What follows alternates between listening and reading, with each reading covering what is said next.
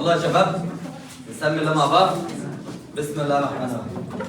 ناخد النهارده ان شاء الله حل معادله من الدرجه الثانيه في مجهول واحد. حل معادله هيديني ايه؟ معادله واحده يا لبنى من الدرجه الكام؟ الثانيه، يعني على اسس كام؟ 2 في مجهول ايه؟ واحد. يا مستر انا كنت بشوف المساله دي في ثانيه اعدادي وكنت بحللها.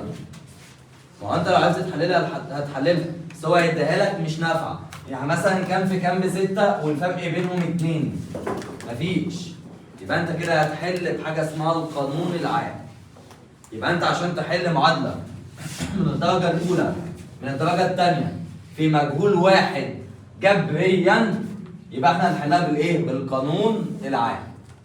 لا حل بياني، الحل البياني اللي هو كان الرسم البياني بتاعها. مش احنا كنا بنرسم الداله التربيعيه في الترم الاول كانت بتتمثل بحرف يو، يا اما باصص لفوق يا اما باصص لايه؟ لتحت.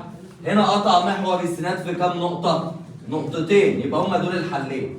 يعني مثلا قطع محور السينات في نقطه 1 وفي نقطه 3، يبقى انا مجموعه الحل بتاعتي الحلين 1 و3. طب لو قطع محور السينات في نقطه واحده وليكن زي ال5، يبقى مجموعه الحل هي ال5. طب لو ما قطعش محور السينات خالص يبقى مجموعه الحل ايه؟ فاي. مجموعه الحل نقطه تقاطع محور الايه؟ السينات. ده البياني ورسمناه الترم الاول ومش جاي. تمام كده؟ نيجي بقى للترم الثاني. عندي الحل الجبري، هنحل بالقانون العام. ايه هو يا مستر القانون العام؟ القانون العام لازم تحفظه زي اسمك. س بتساوي سالب ب موجب او سالب جذر ب تربيع ناقص 4 أ ج على 2 أ. القانون العام مليون في المية في الامتحان ان شاء الله. لازم وانت مغمض عينيك كده تدخل الامتحان هتلاقي قانون عام تحت. تمام كده؟ تضمن. يبقى بالنجا س بتساوي ايه؟ سالب ب موجب او سالب جذر ب تربيع ناقص 4 أ ج على 2 أ. ايه الالف؟ وايه الب؟ وايه الجيم؟ يلا يا ابني بسرعه. ايه الالف؟ وايه الب؟ وايه الجيم؟ الالف معامل س تربيع، وايه الب؟ معامل السين، وايه الجيم؟ الحد المطلق. معامل س تربيع يعني العدد اللي جنب س تربيع. معامل س يعني العدد اللي جنب الايه يا جنى؟ السين. الحد المطلق اللي ما فيهوش س. يلا السؤال طبعا مكتوب، تعالى نحل عليه. ورقه وقلم بقى ومعايا كده وشغال. يلا انا جبت المعادله دي، بس اهم حاجه قبل ما اشتغل في القانون العام لازم كل الحدود تكون في طرف واحد، ولو موجود اقواس فك الاقواس. كله موجود في طرف واحد ايه مرصوصه. يلا نطلع الالف والب والجيم. الالف بكام؟ ها؟ 1. طب الب بكام؟ معامل السين 2. طب الجيم بكام؟ الحد المطلق. باخد العدد بنفس اشارته. يلا نكتب القانون. س بتساوي سالب ب موجب او سالب جذر ب تربيع ناقص 4 أ ج على 2 أ. يبقى س بتساوي سالب بتاعت القانون سالب بتاعت القانون. الب بقى عندك بكام؟ ب2 اهي يا مستر. موجب او سالب جذر ب تربيع، يستحسن تحطها لي جوه قوس. حطها جوه قوس على طول عشان لو جه عدد بالسالب ما تنساش وتغلط. حطه جوه قوس. ب تربيع تمام كده ناقص 4 في أ في ايه؟ في ج. هي الب بكام يا لبنى؟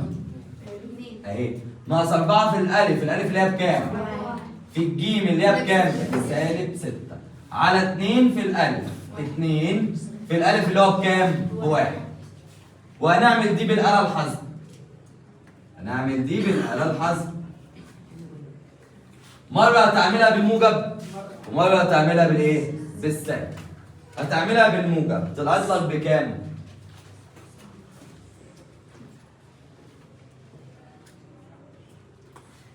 سالب 1 زائد جذر 7 سالب 1 زائد جذر 7. ولو عملت اس دي وطلع لك رقم 10 صح برضه. هتعملها بالسالب هتطلع لك سالب 1 ناقص جذر 7. يبقى انا مجموعه الحل بتاعتي بفتح مجموعه عنصريه. مره الحل كان بكام؟ سالب 1 زائد جذر 7، ومره الحل كان بكام؟ سالب 1 ناقص جذر 7، بس من غير ازواج مرتبه. اشمعنى من غير ازواج مرتبه؟ احط الزوج المرتب ده لما ابقى بكون بجيب س وص. مجهولين احط زوج مرتب، انما ده مجهول واحد ليه قيمتين فانا حاططها من غير زوج مرتب. اتفقنا؟ يلا على السؤال اللي بعده. 8 فيها اقواس، نفك الاقواس. 8 س في س 8 س اس 2. 8 س في سالب 1 بسالب 8 س، وندخل السالب 2 جوه موجب 2 بتساوي كام؟ صفر، عشان كله يبقى ايه؟ جوه. يلا يا امان، الالف بكام يا امان؟ ها؟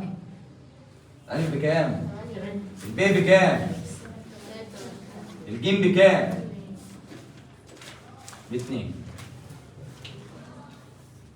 يلا يا لبنى، القانون بيقول ايه؟ س بتساوي سالب ب موجب او سالب جذر ب تربيع ناقص 4 ا ج على 2 ا. س بتساوي سالب الب بكام عندك؟ سالب 8. سالب 8 يعني موجب 8، بس انا سايبها لك عشان تبقى عارف. موجب او سالب جذر ب تربيع ناقص 4 في ا في ج. الب بكام؟ ناقص 4 في الالف بكام؟ في الجيم بكام؟ يا بيت القوس اوعى تنساه. اتفقنا؟ نسيتها هتبقى غلط. على 2 في الالف، الالف بكام؟ 8. بالآلة الحاسبة هطلع لي مجموعة الحل هنا وهنا.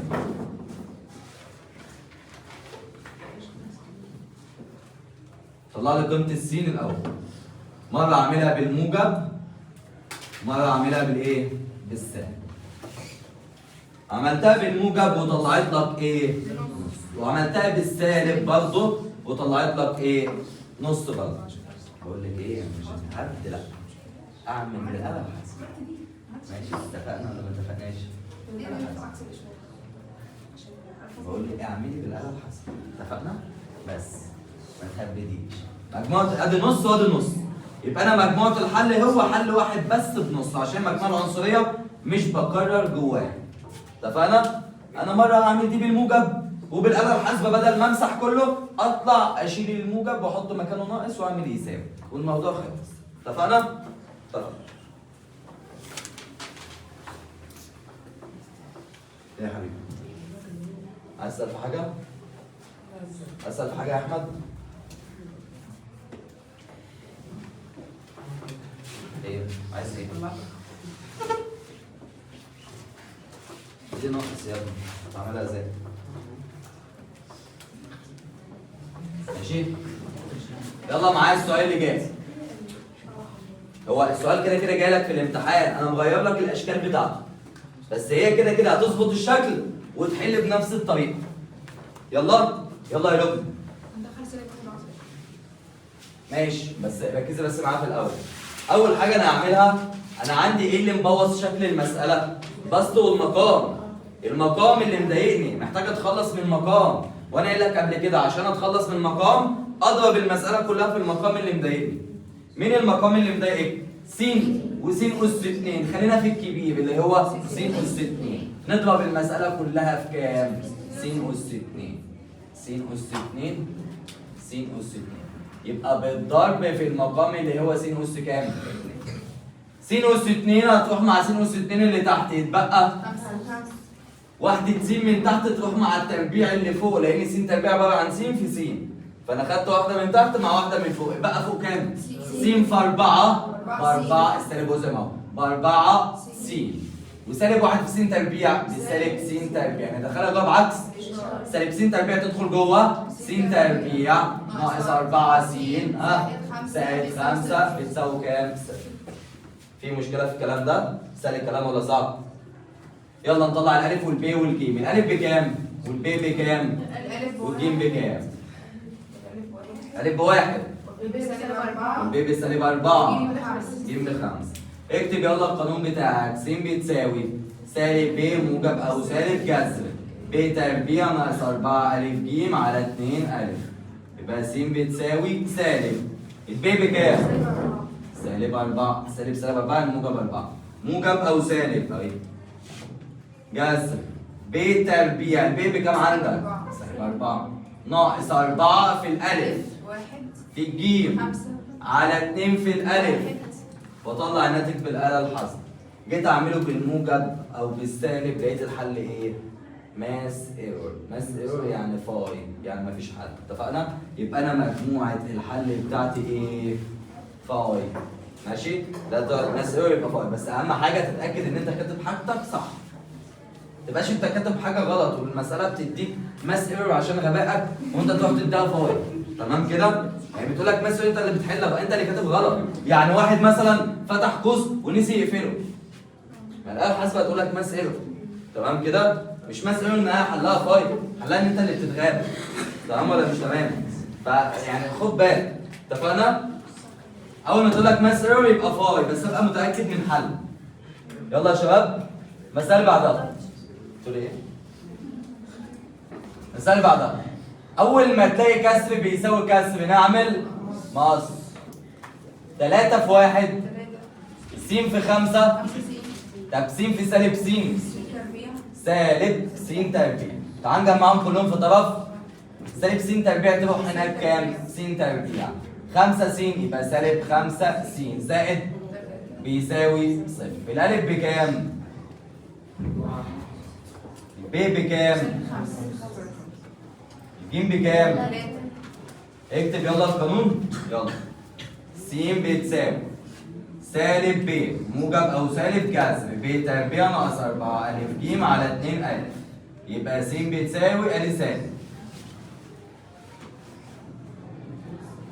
سالب ايه؟ ب بكام؟ سالب 5. سالب اللي هي ايه؟ موجب. جذر موجب او سالب جذر ب تربيع ب بكام؟ ناقص 4 في الألف في الجيم على 2 في الألف اللي هي بكام؟ هتعمل لي دي بالآلة الحاسبة. قول لي بقى طلعت بكام يلا. 5 جذر 9 اعمل اس دي. 9 وارقام مليني بس بيطلع 9 وعلامة. بس اكتب لي بس صح الأول يا ابو النجم. كله بيكتب عنده. كله بيكتب عنده زي ما هي كده اهو الأول.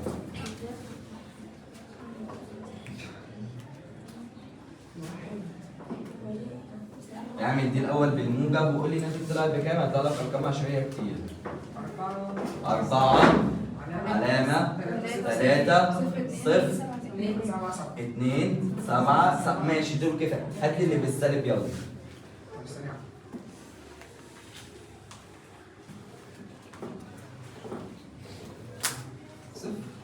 ماشي 0 علامة 6 9 7 2 ودي الحلول بتاعتي. بس هو قال لي ايه؟ قرب لاقرب عدد عشري واحد. تعالى يا عم اما افكرك بالايه؟ بالتقريب. تعالى اما افكرك بالتقريب كله. هقوله مره واحده عشان ده بتاع ابتدائي اهو، افكرك بيه. لو انا عندي عدد 27 علامه 5 6 4 2. سيبك من الحاسبه ولا كده. وقال لي الاقرب عدد صحيح 27 علامه 5 6 4 2. تمام؟ قال لي لاقرب عدد عشري واحد. 27 علامة 5 6 4 2. قال لي لاقرب كم عدد؟ رقمين عشرين. لاقرب عدد صحيح يعني انا عايز الاعداد الصحيحة بس. يعني الارقام العشرية دي مالها؟ هشيلها. بس اول واحد هنا من جنب العدد اشوفه بيزود ولا ما بيزودش. الخمسة بتزود. 5 6 7 8 9 تزود. الخمسة هتزود السبعة تبقى السبعة تبقى كام كده؟ 28 والباقي كله اتشال. طب لأقرب رقم عشري واحد أنا عايز دول هيتشالوا. الستة هتزود ولا مش هتزود؟ هتبقى هتزود اللي جنبها بس 6 علامة 7 2. لأقرب رقمين أنا عايز دول هيتشالوا. الأربعة هتزود؟ لا. يبقى 6 5 علامة 7 2. اتفقنا؟ فيها مشكلة؟ هو عايز لأقرب رقم عشري واحد يا أبو النجم. عايز الصفر هيزود؟ لا. الصفر اللي جوه ده هيزود؟ لا. يبقى هتفضل زي ما هي 4 ايه؟ عايز اول رقم ده كده رقم 10 9 هتزود ولا مش هتزود؟ هتزود. هتبقى كام بقى؟ 7 من 10. يبقى س تقريبا 7 من 10. يبقى انا مجموعة الحل بتاعتي واحد كان بكام؟ ب4 و3 من 10 والتاني كان بكام؟ ب7 من 10. ماشي يا ندى؟ الواجب بتاعنا هتبقى اسئله امتحانات. السؤال ده كده كده اساسي في اي امتحان. ماشي؟